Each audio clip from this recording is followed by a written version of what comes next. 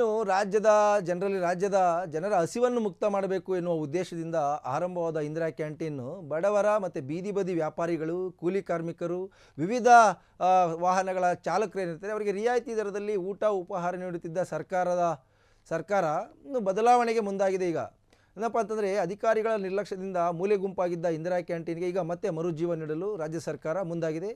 ಸದ್ಯ BBMP ವ್ಯಾಪ್ತಿಯ 177 ಇಂದಿರಾ ಕ್ಯಾಂಟೀನ್ಗಳು ಮತ್ತು 23 ಮೊಬೈಲ್ ಕ್ಯಾಂಟೀನ್ಗಳನ್ನು ನಿರ್ವಹಿಸುತ್ತಿದೆ. ಇದೀಗ ಹೊಸದಾಗಿ 50 ಇಂದಿರಾ ಕ್ಯಾಂಟೀನ್ಗಳನ್ನು ನಿರ್ಮಾಣ ಮಾಡಲು BBMP ಮುಂದಾಗಿದೆ. ಇನ್ನು ಶೀಘ್ರದಲ್ಲೇ ಹೊಸ 50 ಇಂದಿರಾ ಕ್ಯಾಂಟೀನ್ಗಳ ಟೆಂಡರನ್ನು ಪಾಲಿಕೆ ಕರೆಯಲು ಮುಂದಾಗಿದ್ದು ಈಗಾಗಲೇ ಮೆನುವಿನಲ್ಲಿ ಸಾಕಷ್ಟು ಬದಲಾವಣೆಗಳನ್ನು ಕೂಡ ಮಾಡಿದೆ.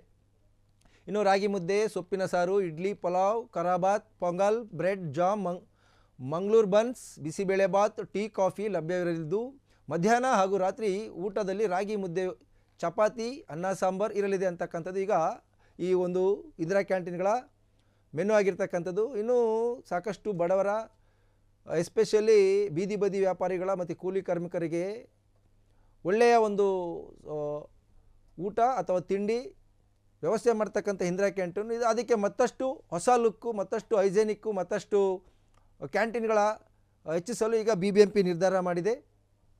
ಸೊ ಒಟ್ಟಿನಲ್ಲಿ ಬಡವರ ಹೊಟ್ಟೆಯನ್ನು ತುಂಬಿಸಿದ ಇಂದಿರಾ ಕ್ಯಾಂಟೀನ್ನಲ್ಲಿ ಮತ್ತಷ್ಟು ಬದಲಾವಣೆಗಳೊಂದಿಗೆ ಹೊಸ ರೂಪದೊಂದಿಗೆ ಬಡವರ ಕೈ ಸೇರಲಿದೆ ಅಂತಕ್ಕಂಥದ್ದು ಈಗ BBMP ಕೊಟ್ಟಿರ್ತಕ್ಕಂಥ ಸಿಹಿ ಸುದ್ದಿ.